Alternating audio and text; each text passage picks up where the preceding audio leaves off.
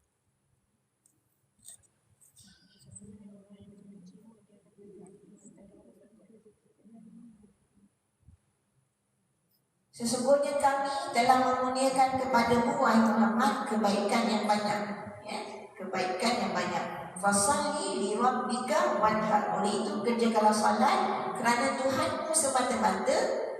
Fasalli, kerjakanlah salat li rabbika kerana Tuhan kamu. Wanhar, dan sembelihlah korban. Okey. Inna syani'aka wal abtar. Sesungguhnya orang-orang yang bencikan kau dialah yang terputus. Abtar, mereka lah yang terputus dari mendapat sebarang perkara yang diingininya. Itu ayat turun memujuk Nabi, ya, ataupun nak bagi Nabi rasa ni baliklah, atas kesedihan tu, ya.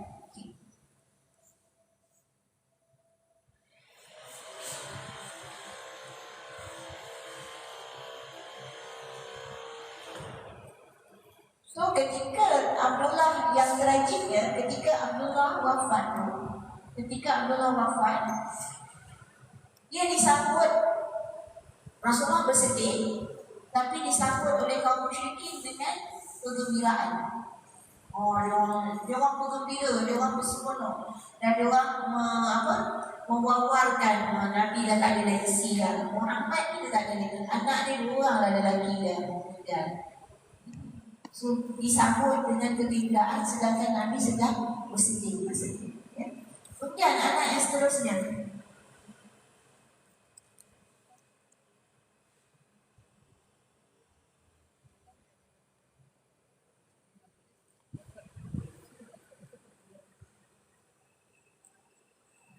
Okey, tentang Al-Kautsar, Al-Kautsar merujuk juga kepada sebatang sungai di syurga menanti mereka yang bersabar terhadap ujian-ujian kehilangan yang menimpa. So Al-Kautsar ini juga merupakan nama sungai di syurga yang akan menanti orang-orang yang sabar dekat dunia ketika ditimpa musibah-musibah. So ingatlah kalau kita ni ditimpa musibah, banyakkan sabar. Mudah-mudahan kita nanti berada bersama Nabi di syurga di sungai Al-Kautsar. Okay.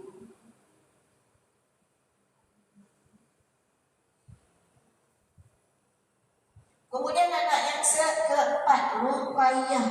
Sebut Ruqayyah, ya, Ruqayyah dan Ummu Kalsum. Okay. Ruqayyah, lepas tu Ummu Kalsum. Ruqayyah lahir masa Nabi umur 33 tahun. Ruqayyah lahir dekat sini masa umur Nabi 33 tahun dan wafatnya masa umur Nabi 55 tahun. Wafat 55 mana ni? Ni Ruqayyah. Ni anak keempat, namanya Ruqayyah. So berapa umur Ruqayyah? 55 tolak 33. 20. Ya, 22 tahun. So umur Ruqayyah 22. Pasal tak? Dan berapa orang anak-anak Nabi meninggal sebelum Nabi meninggal? Ya, anak-anak Nabi meninggal ketika Nabi masih hidup. Ya, maknanya Nabi menyaksikan kematian demi kematian anak. Ya, apa cerita Ruqayyah? Ruqayyah dan Ummu Kalsum adalah dua orang puteri Nabi yang berkongsi beberapa kisah hidup yang sama. Lahir secara berurutan dengan hanya 1 tahun. Maknanya Ruqayyah lepas tu Ummu Kalsum dekat sini. Ya, anak kelima Ummu.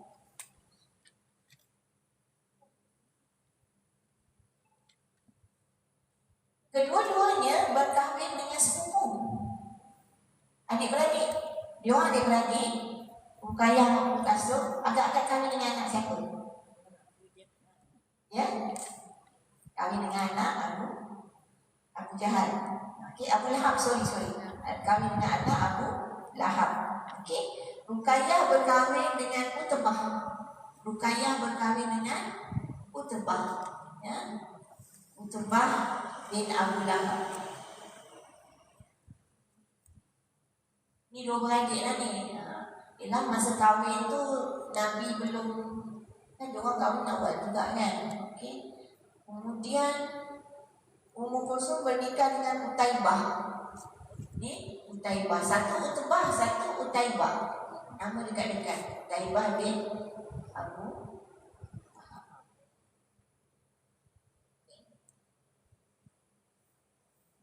Ummu Jamil. Lepas tu bila Nabi dah bawa ajaran Islam, Ummu Jamil marah. So dia suruh dua-dua ceraikan. Dua-dua diceraikan dua balik ni, dia kata. Okey. So bercerai lah. Okey, bercerai.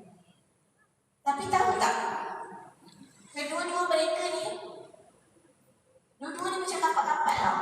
Dua-dua ni berkahwin dengan siapa akhirnya? Tapi bukan pada waktu yang sama lah. Sebab adik-beradik kan kita tak boleh kahwin.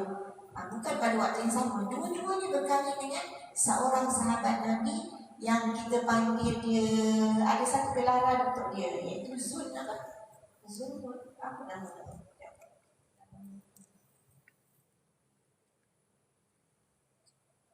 Kita ada gelaran untuk dia tau, iaitu Zunnurain. Dia berkahwin dengan seorang sahabat Nabi. Sahabat Nabi tu kita ada nama gelaran dia, iaitu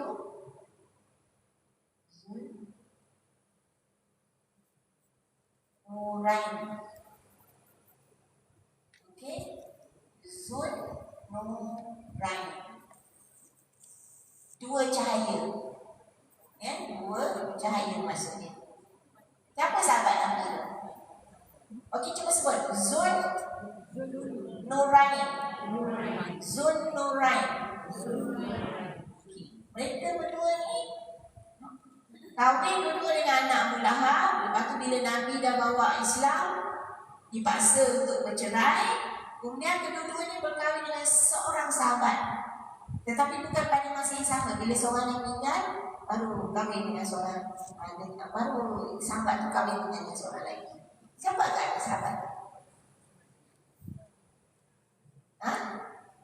Sayyidina Utsman Al-Affan.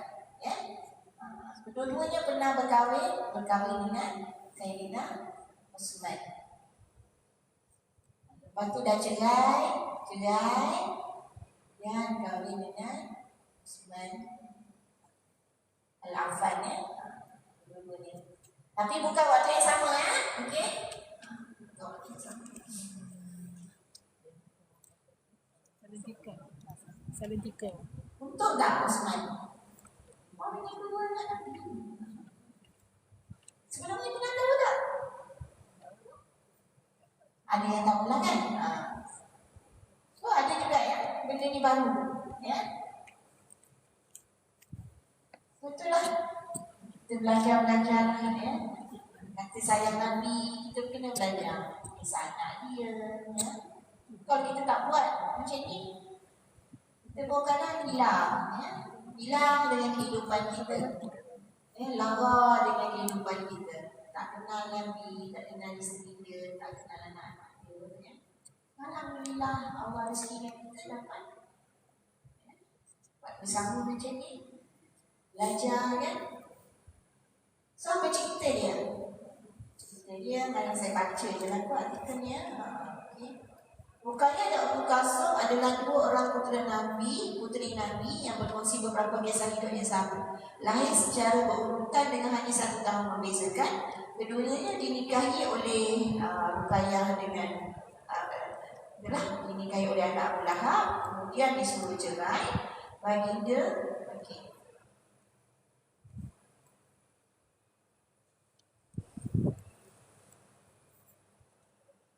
Alangkah sayangnya perpisahan baginda dengan Ruqayyah. Ia berlaku pada ketika Nabi dan seluruh warga Madinah meraihkan kemenangan di medan Badar. Okay. Awal ceritanya baginda memerintahkan Utsman, suami Ruqayyah, agar tinggal di Madinah, tidak turut serta misi Badar. Hal ini kerana Ruqayyah sedang sakit tenat. Okay, so Ruqayyah sakit tenat masa orang nak bersiap, masa berlaku peristiwa perang Badar tu ya. So Osman Nabi kata tak boleh ikut sebab Ruqayyah kena sakit tenat ya. Kali ini kena Ruqayyah sedang sakit tenat dan Osman perlu berada di sisi baginda bagi merawat dan menenangkannya. Apa lagi kita belajar dari sini? Walaupun perang tu pun penting, tetapi sebab ada, dan Osman ni merupakan sahabat Nabi yang sepatutnya kena ikut sama pergi Badar. Badar tu asalnya bukan perang ya. Asalnya mereka hanya nak rampas balik harta benda yang mereka telah dirampas oleh masa hijrah. Okey, masa hijrah diorang dibenarkan hijrah dengan syarat tinggalkan harta benda mereka di Makkah. So harta benda mereka itu telah dirampas oleh orang-orang musyrikin. Jadi peristiwa Badar berlaku bila diorang tahu kabilah Abu Sufyan ni bawa harta benda mereka untuk pergi berdagang. Diorang ni Nabi dan sahabat ni bercadang untuk apa kita panggil, stopkan kabilah tu. Dia bukan nak pergi perang tau asalnya ya. Nak stopkan kabilah tu, nak ambil harta mereka yang telah dirampas. Dia tak sengaja jadi perang tu. Kemudian tu baru jadi peperangan. Okay, jadi Osman tinggal. Okey, Osman tinggal. Ketika para muslimin meraihkan, lepas tu kita menang. Badar menang. Semua seronok lah. Itu perang pertama dan mereka menang dengan menang besar. Okey, menang besar.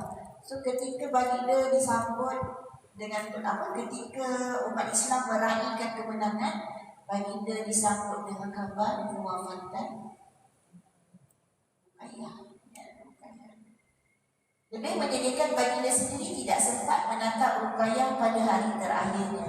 Utsman sendiri yang menguruskan dan memakamkan putri baginda sebelum sempat baginda tiba di Madinah dari Badar. Jadi masa Nabi sampai itu dah selamatkan putri. Jadi bercampur baurlah perasaan Nabi ya. Kita tengok banyak ujian-ujian yang ditempuh oleh Nabi ya. Patutnya kira nak seronok juga lah sebab dah menang besar kan. Tetapi anak meninggal pun tak sempat tengok ya. Itulah antara ujian-ujian. Okay, dah lagi 4 minit 10.30 disambung lagi ya. Okay, so ada berapa lagi ni? Ada 2 lagi ya. Ada 2 lagi. Siapa dia? 2 lagi tu?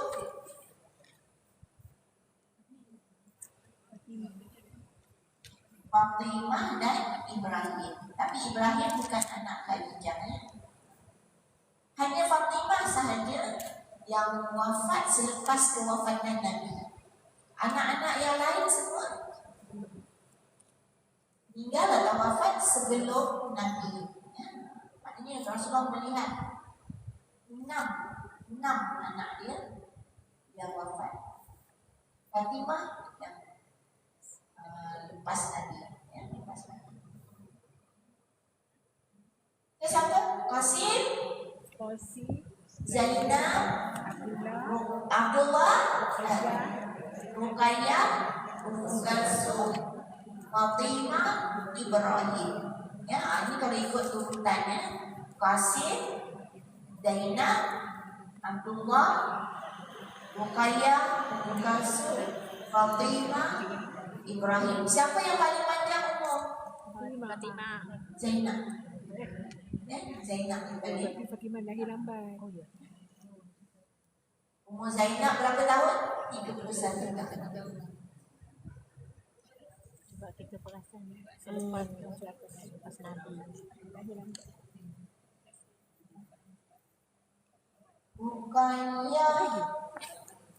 Ruqayyah umurnya 22 tahun. Umur Qasim 28. Umur Qasim masa Nabi umur 62 kat sini. Ya. Ini umur Qasim. Jadi umur dia 28 tahun. Dia wafat masa umur Nabi 62 tahun. Ruqayyah wafat masa umur Nabi 50 Jadi lepas meninggal tu, dia meninggal, kemudian Ummu Kalsum ni kahwin dengan Utsman. Bila Ruqayyah dah meninggal, Utsman kahwin pula dengan Ummu Kalsum. So maknanya masa perkahwinan tu sekitar sini lah. Ya, selepas kewafatan Ruqayyah ni, maknanya perkahwinan tu sekitar sini lah.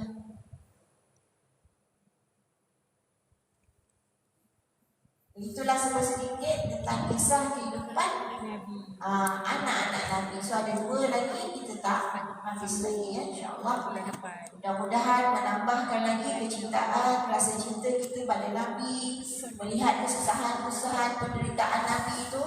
Sepatutnya kita rasa apa yang kita rasa ni kecil je, ya. Apa yang kita rasa penderitaan kita ni kecil je berbanding dengan perjuangan Rasulullah dan para sahabat, dan berbanding dengan perjuangan saudara kita ni Gaza di Palestin. Kecil je sebenarnya ujian kita ni ya. Mudah-mudahan kita menjadi manusia yang tabah, sabar ya.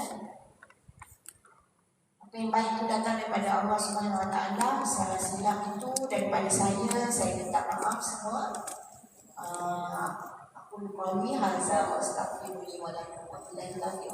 Wassalamualaikum warahmatullahi wabarakatuh. Kita tutup dengan surah Al-As dan tasbih kafarah.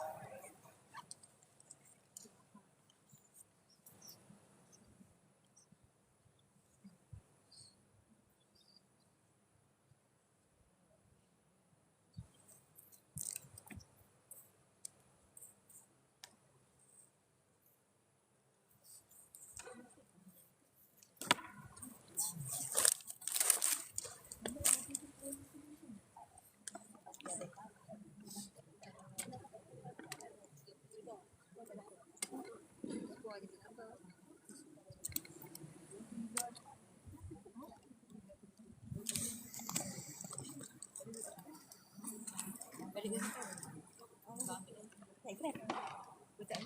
Cuba nak belajar naik bas. Tu naik bas 2. Kalau bas tu ke Garing nanti, kalau tak ada turun dekat Maidin, lepas tu naik bas ke Garing. Wah, Garing pangkat Garing bayar di atas. Tapi lama. Kalau nak bas pergi Tengok dari sini. kan. Dia runut Pusing. Kini Berawang Jaya saya mesti Dia pusing. Tu lah. Tapi Rawang setengah jam. Tu.